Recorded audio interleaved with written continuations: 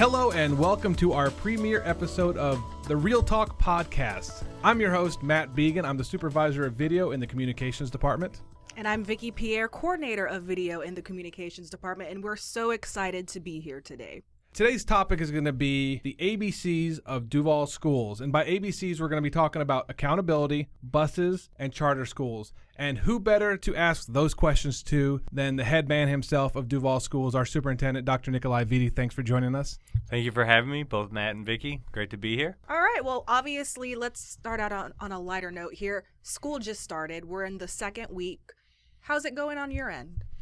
Overall, I think it's going well. Anytime you're trying to put together the beginning of school, considering we're the 22nd largest school district in the country, over 120,000 students, there's a lot of logistical things that need to go right, from busing to putting kids in the right classroom, handing out resources and materials, class size. So overall, though, I thought the opening of schools went well. In fact, people are wondering, did it really go that well? Because they're not used to things going that smoothly here, I guess, consistently in Duval. But I have to say I'm very excited about this year. We have our new curriculum guides, new way of work, new organization, strategic plan, and obviously the first full year of this new administration. And we have certainly hit the ground sprinting. Excellent, excellent. And so I guess we're going to go into our ABCs. So one of the key words we heard a lot from you during your interview process and ever since you've been on board with us is accountability. Why is accountability so important for you? Well, for many reasons. One, I would say accountability defines the expectation level that you have for the adults that serve children. And because we are an educational system, everyone in this system should be working directly or indirectly on the behalf of children. And we also have to recognize that the way in which we fund our educational system is basically through taxpayer dollars. And so that's another reason why we have to have this heightened sense of urgency and accountability with how we do things in an efficient and strategic way, because these are dollars that are being taken from hardworking people that want to see that the educational system is maximizing their dollars, but also giving back to the community and developing children that are ready to be leaders when they leave us. But that doesn't happen unless you have accountability. And I think a lot of people's critique of public education, even of Duval County Public Schools, is that accountability has not always been thoroughly and fairly implemented. That some people perceive the fact that it was based on who you know, in the right situation at the right time. And I think when people have told me those stories, and when I hear that, it certainly then trickles in through and permeates the entire community about, is there fairness, is there equity? And then going back to the original question, is there accountability? And so as I started from my first day as superintendent, I've tried to make decisions in a fair, transparent, consistent way, because one, it leads everyone to know that they are accountable in their own individual job as they try to work directly or indirectly for children. But it also means that when a hard decision has to be made, it's made, again, in full transparency and a fair and consistent way. And I don't think that has always happened in Duval and in public education in general. And we're not going to restore the faith of the community in what we're doing if we're not transparent and we're not holding people accountable. And I think you also then, by doing that as superintendent, you're trying to model what should happen throughout the entire organization with every leader in the school system in how they run their own departments or their own schools. And so at the end of the day, I've always said this, is that our expectation levels need to be extremely high for children. And I often say that if it's not good enough for my 4 children, it's not good enough for any child. And the way that I want our school system to operate is that employee, no matter who he or she is, no matter what he or she does in the organization, goes to work as if they're serving their own child. And that's a very high expectation. We know that. But if you imagine for a minute, if people did their daily work, again, no matter what it was, superintendent, board member, custodian, secretary, principal, teacher, and you interacted with your kids as if that you're their own, that's your child, then that should be the litmus test of whether we're providing a high-level services. And when that doesn't happen, then we have a problem. And that's when the accountability has to be injected. And in addition to that, it's also how we follow rules and procedures. Rules and procedures are in place for a reason. And so when people violate those rules and procedures, if there is not an accountability factor or system there, then it sends a message to everybody that somewhere along the line, it's okay to bend the rules, to interpret the rules and the standards. And if not applied consistently and fairly, then why would you believe that when you are disciplined that is being done in the right reason? But more importantly, why would you then follow the rules and regulations if they're not going to be followed? And oftentimes when we think of accountability, I think people instantly think of FCAT testing, standardized testing. Are we seeing more or less tests in Duval County this school year? We're seeing fewer tests. Obviously, when I started last year, looked at the assessment calendar and saw a lot of duplication, a lot of testing for the sake of testing, and I eliminated a lot of those assessments. Going into this year, we have introduced new assessments, but even looking at the assessment system or calendar before I started last year, and now we're testing, we have fewer tests, and we're testing a fewer total number of days. Now, what people are seeing a bit differently is that we're doing more testing up front, and that's really to have a baseline and to be more preemptive when it comes to interventions and supporting our kids. It's some of the best data that you can get is at the beginning of the year, so you know where kids stand and you know how to best intervene and then be able to structure the instruction the rest of the year so that kids are moving to grade level. But after this first round of assessments, things will start to settle and we really get into the teaching and learning aspect, and then we can go back and look at the assessments that were administered in the beginning of the year and certainly see progress or lack of progress in the need for intervention based on those assessments. That was certainly new this year. I know a lot of people were talking about that. Yeah, it was. I think, like I said, last year what you saw in the testing calendar are a lot of tests spread throughout the year. And what we'll see is more tests at the beginning of the year and then fewer tests throughout the year so then we can focus on teaching and learning. And then when we do assess, we go back to those pre-tests, if you will, to see that improvement or lack of so that we can intervene better. Now, correct me if I'm wrong. This is all moving towards the Common Core, that standard. So you're not teaching towards the FCAT. The FCAT became a four-letter word, and people are scared of it. So now we're moving out of the FCAT. We're trying to get away from it, and we move into more the Common Core. And so that testing procedures where we're testing them early, and then we're checking progress. And I think that's a great way to hold the students accountable, but it's also holding the teachers accountable to make sure everybody's on the same page. Yeah, and I agree. I in talking to our administrators and our teachers, I rarely use the word FCAT, especially with kids. I don't talk about FCAT. I think FCAT has been the word that's synonymous with over-testing.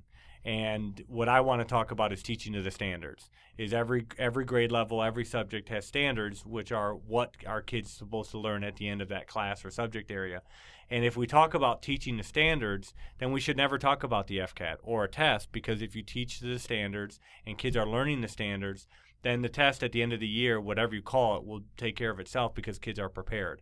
And we're trying to move our district and the culture of our district to one that emphasizes teaching and learning and standards and inquiry-based instruction and problem solving and critical thinking, synthesis, analysis, the ability to be able to write and stand up in front of a group of people and articulate an argument and an idea. Hearing and seeing students work together and talking to one another, challenging one another, learning from one another, and then also being able to work together and problem solve together. The skills in situations that I just expressed are exactly what employers want. They want kids, they want high school graduates or college graduates to be able to think and the problem solving work together, and that's what we're trying to do. That has nothing to do with the FCAT. The FCAT will never be able to tell us whether a child can critically think. The FCAT basically tells us, are there basic skills that have been mastered, and I think there's a role for that, but I want our classrooms to move to inquiry-based instruction where kids are able to critically think and defend arguments in written and verbal form. Well, we're talking about the ABCs of Duval Schools, so we just went through the A, accountability. Now let's talk about the B's, and that's buses. So I'm sure you're well aware, Dr. Vitti, quite a few news stories about bus changes, bus-related issues. Tell us about some of the issues that the district does face in that area. Well, the district actually transports on a day-to-day basis more students than Jacksonville Transportation does throughout the city. And so we go back to that logistical issue. And when you're talking about nearly 50,000 students getting on a bus, there's a lot of details that need to happen the right way from the school level, really from the parent, indicating whether the child is a walker or rides a bus, to then what bus they go on, and then what's the drop-off point. So a lot of things need to come together. And at the beginning of the year, it's always difficult because I can tell you as a parent, I took my children to school the first day, and first week, everyone wants to take their child and just acclimate to the new year, and that means that more people are on the road. So roads are congested. That means buses arrive a little bit later than they normally would. We have new bus drivers who are hired that have to learn the routes. And so the first couple weeks are always a bit unusual because new systems are being put in place at the school level and to the bus drivers themselves. And then as the weeks go, you have fewer parents who are dropping their kids off, so that means less people on the roads, especially near schools, and things start to settle, and then the systems start to run by themselves. And so things are starting to settle right now. But overall, all things considered, I think it's been a successful opening of schools. We've had some isolated incidents. We've always had isolated incidents. And what we need to do as a school system is learn from those isolated mistakes so that they don't become more consistent in their occurrence, and that next year the isolated incidents don't happen at all. And I think that's the kind of culture that we're creating in our system, is learning from our mistakes and ensuring that we don't repeat them. I think there is some confusion out there as far as the busing goes of who is responsible for those buses. I know I came from a school system in Virginia. The school system owned the buses. Our name was on the side of that bus. Obviously, when you see around town, it says first student, other names. At the end of the day, who is responsible for those buses? Several years ago, the district made a decision to contract bus services. The district felt that it would be more cost effective and the busing process would be more efficient through contracting. So the buses are actually run by outside contractors, not the school district.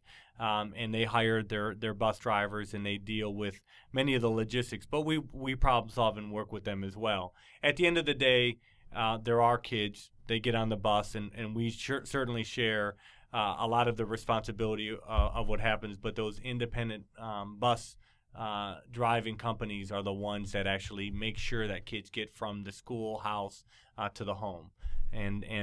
But like I said, there are kids, and we have to make sure that what should happen with children when they're being transported happens. And to go back to accountability, how do we hold them accountable? If something's going wrong, they're not picking up the students, they're dropping them off at the wrong location, or there is a confusion of what bus the child's supposed to be on, how do we as a school system of Duval Schools, how do we hold the bus companies accountable?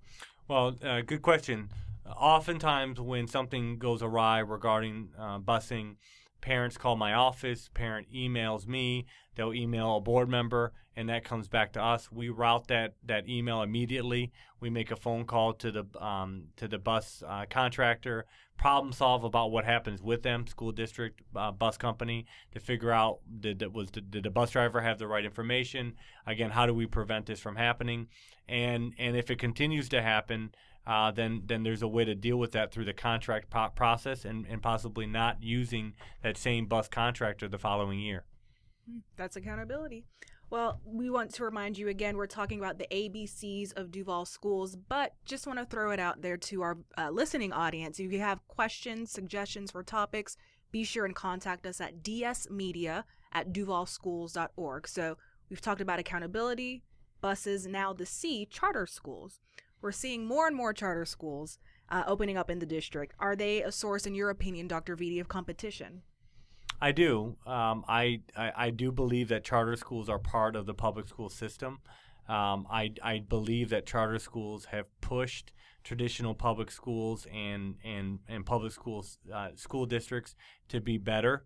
And what I mean by better is that years ago, even 15 years ago, even if you just take 15 years ago in the context of Jacksonville, there weren't charter schools. And for the most part, the assumption was that if you grew up in a neighborhood, you would go to your local public school, unless you were from a higher socioeconomic background and you can afford a private school related education. That's changed. And because parents have options now, we know that we have to improve our product. And I've been talking about this over and over again, is our product is our educational services.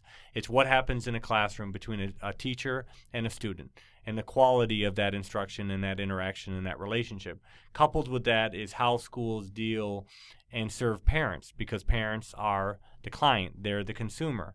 And so I think of it in a business-related model where parents have options. They can go to the local elementary school, or they can go to a charter school. Today, they can even use an opportunity scholarship if it's an ESE student to go to a private school. They may go to a magnet school. And so now what's happened is we should not assume, and we can't assume, that students are going to their local school or their feeder school.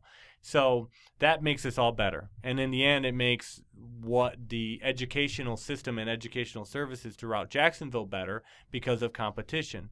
And now, although I support choice, because I never believe that it's my role as superintendent, as a parent, and as an educator to prevent a parent from saying that school over there would be I would give my child a better opportunity to be successful. I don't want to be the superintendent that limits choice. I also think that limiting choice makes us less competitive as an educational system and ecosystem. But what I would say is that we have to get better. That Duval County Public Schools, traditional public schools, we have to get better. We have to become more competitive. So let's go back to the analogy. What does that mean? That means our educational services, our product, has to become better. That our outreach to parents has to be better. Customer service to parents, that have to be better. If we do those two things, then in this competitive world, our parents will stay with us or return to us. And we are seeing data that shows that more students this year are enrolling in Duval County Public Schools. We're also seeing quite a few students that have left charter schools to go to traditional schools. Now, we're also seeing students leave traditional schools and going to charter. But I think going into this year, we're seeing many more children enrolling in our schools and leaving charters than we have before, which means something is going well. And what I look forward to seeing is in the future, as we increase those numbers and more students are enrolling and staying or coming back, it means that our product is getting better. And I think that a lot of people, Matt and I were discussing this, have certain perspectives about class size when it comes to charter school. Isn't that the case? I'm going to say that a lot of parents are fearful of having 30 plus students in a class. Where, are parents moving their children out of Duval schools into charter schools because of class size amendment that we're forced to abide by? It might be a component. Charter schools are fortunate in that they do not have to meet this class size mandate at the individual classroom level. They only need to make class size as far as a school-wide average of classes. We as a district are required at the individual classroom level at certain grade levels and subject areas to make class size, to have a certain student-to-teacher ratio. Last year, as a district, we were fined $1.5 million that we lost in this year's budget because of not making class size. Of the classes that were required to be in class size, only 86% of those were in class size, and we were one of the lowest districts in the state regarding that issue. So I have committed to making class size this year at a much higher level than 86%, no less than 95 and possibly more. And I think right now we are not hearing any concerns at all from parents, from students, or principals in the core content areas. So the classes that are required to be in compliance are much more in compliance than before. We've had schools in the past that are serving students that are way below grade level, let's say level 1 on 1 being the lowest, 5 being the highest on FCAT, and they had classes as big as 35 kids, 30 kids, with kids that you needed that small ratio especially in order to catch them up at grade level. Yet we had elective classes that were relatively small. And so what we're trying to do is make sure that our core content classes are in class size compliance because of the regulation, but also because sometimes those are the students that struggle the most. And our challenge this year is, as we do that, our elective classes right now are a bit larger than they used to be. And those are for two reasons. One, because of trying to make class size in the core content areas required classes, but we're also offering more elective classes to students. So this year, unlike any other point in the last 10, 15 years, is our students in Duval County Public Schools, middle schools and high schools, are taking more electives. They're taking more art classes. They're taking more music classes. They're taking PE more. They're taking finance classes. They're taking computer classes, career technical education classes at a higher level because we added one course, one additional class to each day of instruction. So even students that were being remediated, previously kids that were being remediated reading and math did not have one elective. This was as early or as late as last year. Now they're able to take 2 electives, even if they're remediated. So that's a good challenge to have, is that our elective classes are a little larger. What we're going to do now that we know what our enrollment numbers look like, we're in 2 weeks of school, is we're going to move teacher positions from schools that are losing students and moving teacher positions or teachers to those schools that are increasing enrollment. We're going to give additional teacher positions to those schools that have higher enrollment so that the elective classes will go down in number, and parents and students should start seeing that in the next couple of weeks. So it's definitely a work in progress as we go on, because if we had the right answer right from the get-go, then it would have always been that way. Well, the big challenge was you never know what enrollment looks like because it's a function of so many different factors. And one confounding factor this year was the increase in charter schools. We have quite a new number of charter schools, so we weren't quite sure how many students would enroll in those charters, and would they come from our traditional schools or would they come from private schools? Would they come from a lot of new people moving in? We weren't sure, so it's always a projection that leads us to build a master schedule and the course offerings, and then the adjustments are made once the enrollment actually comes in. Dr. Vitti, anything you want to add at the end? No, I love this new format. I think we're going to have some good conversations over the years, and as you welcome parents to do, or even students, email in your questions, and we certainly will take the most engaging ones, and even some on ones that are not as provocative and just need to be answered. But we're trying to be accessible to our parents and our students and answer those questions that are out there so we have clarity and more understanding about our way of work. And besides the podcast, you can also follow us on social media formats like Facebook, Twitter, YouTube, Flickr, Instagram, and LinkedIn. All you have to do is search Duval Schools, and you can keep up to date with everything going on.